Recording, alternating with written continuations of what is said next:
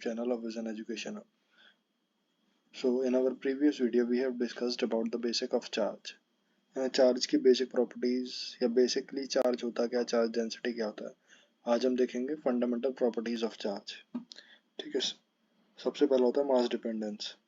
मास dependence का मतलब क्या हुआ कि हमारा जो चार्ज है वो मास पे डिपेंड करता है। अब ये कैसे डिपेंड करता है? If the mass of the body is zero then it will not carry any charge. ठीक है, तो उस पर कोई चार्ज नहीं होगा। हमेशा ध्यान रखना कि किसी भी बॉडी को चार्ज करने के लिए उसका मास होना बहुत ज़रूरी है। बिना मास के वो बॉडी चार्ज नहीं की जा सकती। ठीक है, इसीलिए हम फोटोन को बोलते हैं neutral and atoms can be charged. Second property आती है हमारी स्किन इफेक्ट। स्किन इफेक्ट क्या होता है? स्किन इफेक्ट का मतलब है, स्किन इफेक्ट हमारा कहता है कि मेटेलिक बॉडीज के अंदर चार्ज हमेशा हमारा आउटर सरफेस पे ही रिसाइड करता है। मतलब अगर हम किसी मेटेलिक स्फीयर को अगर चार्ज कर रहे हैं तो charge will reside on its surface, वो बॉडी के अंदर ट्रेवल नहीं करेगा। थर्ड आता है additivity of charge. In our previous video we have discussed that the charge is a scalar quantity. ठीक है, तो इसे हम बिल्कुल ही सिंपल तरीके से, यानी कि हम नॉर्मल एडिशन जैसे करते हैं बोर्ड मास के अकॉर्डिंग, वैसे हम इसे ऐड कर सकते हैं। एंड अगर हम थ्योरी देखें तो according to additive nature of the charge the total charge of the system is equal to the algebraic sum of individual charges present in it. ठीक है, तो इंडिविजुअल चार्जेस का जो भी सम होगा बोर्ड मास के थ्रू वो ही होगा हमारा total charge on the body. Fourth आता है हमारा quantization of charge. It is the most important property. ठीक है, क्वांटाइजेशन ऑफ चार्ज को हम पढ़ लेते हैं पहले। According to quantization rule the charge acquired by a body is always integral multiple of basic unit of charge. Basic unit of charge can be also called elementary charge which is charge of electron. ठीक है, तो हमारा अगर charge है कोई भी body तो वो चार्ज Q की वैल्यू हमेशा एन ई के बराबर होगी, जिसमें एन होगा वो हमारा कोई भी इंटीजर हो सकता है, E is the elementary charge and Q is the charge on the body. अब प्रॉपर्टी नंबर 4 है जो हम उस पर क्वेश्चन देखें। सबसे पहला क्वेश्चन बनता है a copper coin has a charge of 10 to the power -8 coulomb. इतना हमारे पास चार्ज है। ठीक है, कॉइन के ऊपर। Calculate the number of electrons transferred from it, तो उससे कितने इलेक्ट्रॉन ट्रांसफर्ड होंगे। तो Q की वैल्यू हमारे पास है 10 to the power -8। We have value of E, elementary charge की हमें वैल्यू पता है। देन दोनों की वैल्यू को जब हमने इस फॉर्मूले में पुट किया Q is equals to plus minus N E में, तो हमारे पास वैल्यू क्या आ जाएगी एन की वैल्यू आ जाएगी हमारे पास 6.25 इंटू 10 टू द पावर 10। ठीक है, अब सेकंड क्वेश्चन देखते हैं। Is the charge -4.3 into 10 to the power -15 possible. अब जब भी हमें पॉसिबल या इम्पॉसिबल के बारे में पूछा गया हो तो हम हमेशा n की वैल्यू निकालते हैं। ठीक है, if the value of n is the whole number तो ये चार्ज पॉसिबल है। अगर n की वैल्यू पॉइंट्स के अंदर है तो वो चार्ज पॉसिबल नहीं है। ठीक है, सबसे पहले हम लोग देखते हैं Q की वैल्यू क्या है, -4 into 10 to the power -15 coulomb. So we will put it into Q is equals to N E. ठीक है, हम n की वैल्यू निकालेंगे तो n की वैल्यू आ गई हमारे पास 2.7 इंटू 10 टू द पावर 4। अब बहुत सारे स्टूडेंट्स ये कंफ्यूजन यहाँ पे क्रिएट करेंगे कि ये तो पॉइंट में आ गया, but you have to see the power of 10। अगर हम 10 टू द पावर 4 का 2.7 में मल्टीप्लाई करेंगे तो ये हो जाएगा 27,000 एंड 27,000 इज एन इंटीजर और होल नंबर। ठीक है, तो ये पॉसिबल होगा। इतना चार्ज हम किसी भी बॉडी को दे सकते हैं 27,000 इलेक्ट्रॉन को उससे रिमूव करके या उसके अंदर डालकर। ये नेगेटिव में है ना, मतलब हमने उसके अंदर पुश करे हैं इलेक्ट्रॉन्स। अगर पॉजिटिव होता तो मतलब उससे रिमूव करें। ठीक है, यहाँ पे साइड पे लिखा भी हुआ है n is equals to whole number होगा तो पॉसिबल होगा। अगर n is equals to points में आ रहा है तो वो नॉट पॉसिबल है।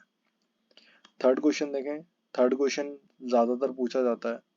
ठीक है, MCQs के अंदर पूछा जाएगा अगर इस तरीके का क्वेश्चन आता है तो।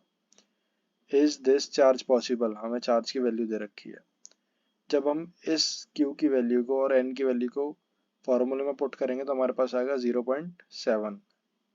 क्या 0.7 पॉसिबल है n की value? That is absolutely not. It means we cannot put 1.3 into 10 to the power minus 19 charge to anything present. ठीक है, अब हम सिंपल सी बात करते हैं, 1 कूलम में हमारे कितने इलेक्ट्रॉन रिमूव होंगे. We have to charge a body by 1 coulomb. तो हमारे कितने इलेक्ट्रॉन्स को हम उसमें ऐड करेंगे या उससे रिमूव करेंगे. ठीक है, तो हमारे पास Q की वैल्यू है, we know what is the value of N. तो जब हम इसे सॉल्व करेंगे, इसे आप याद भी रख सकते हैं, ये बहुत ही इंपॉर्टेंट वैल्यू है. तो N की वैल्यू आ जाएगी 6.25 into 10 to the power 18 number of electrons. ठीक है, जिसे हम या तो ऐड करेंगे या तो फिर रिमूव करेंगे. अब आती है fifth property of charge. Fifth property of charge हमारी कहती है कंजर्वेशन ऑफ चार्ज. ठीक है, हम लोगों ने प्रीवियसली कंजर्वेशन ऑफ मास तो पढ़ रखा है, तो यहाँ पर है कंजर्वेशन ऑफ चार्ज. मतलब according to conservation of charge, total charge of an isolated system remains conserved.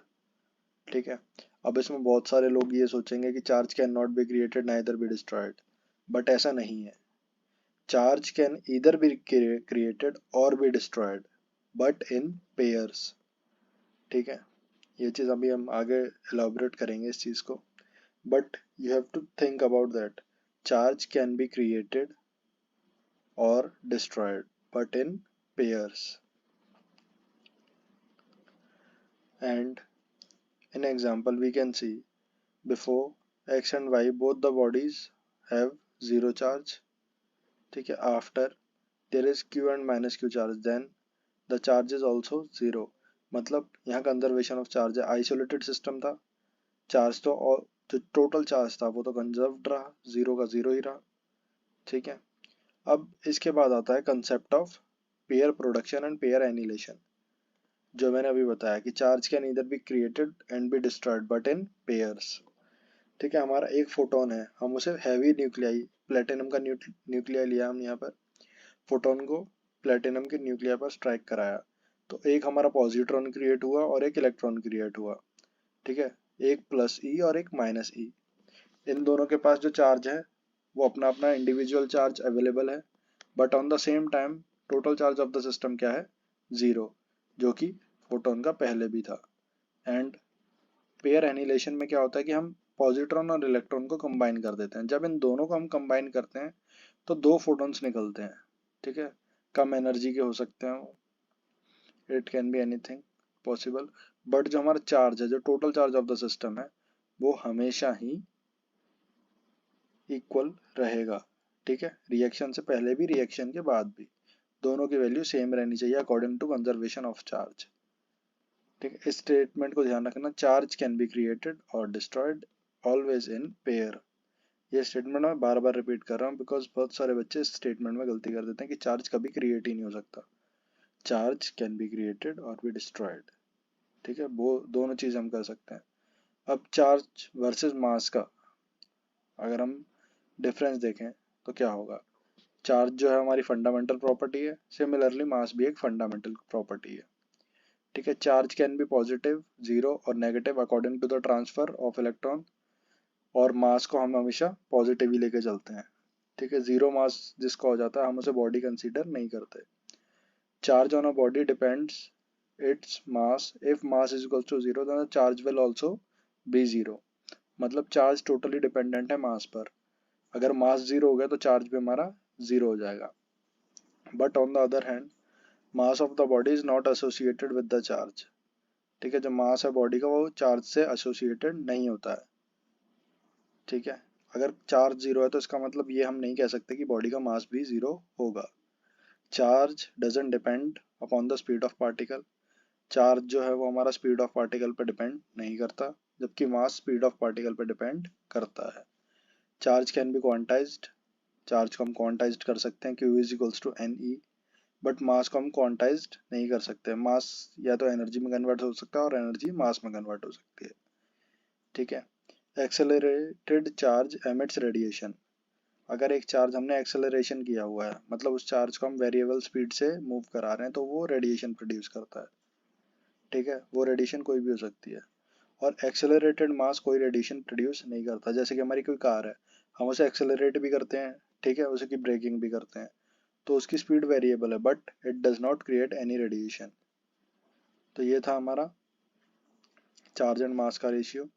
आज के लेक्चर के लिए हम इतना ही करते हैं। सो आज हमने क्या क्या कवर किया, 5 फंडामेंटल प्रॉपर्टीज ऑफ चार्ज, ठीक है, जिनमें से सबसे पहली थी हमारी mass dependence, second one skin effect, third one additivity of charge, fourth quantisation of charge and fifth conservation of charge, ठीक है। फिर हमने कंसेप्ट देखा पेयर प्रोडक्शन और पेयर एनिलेशन का।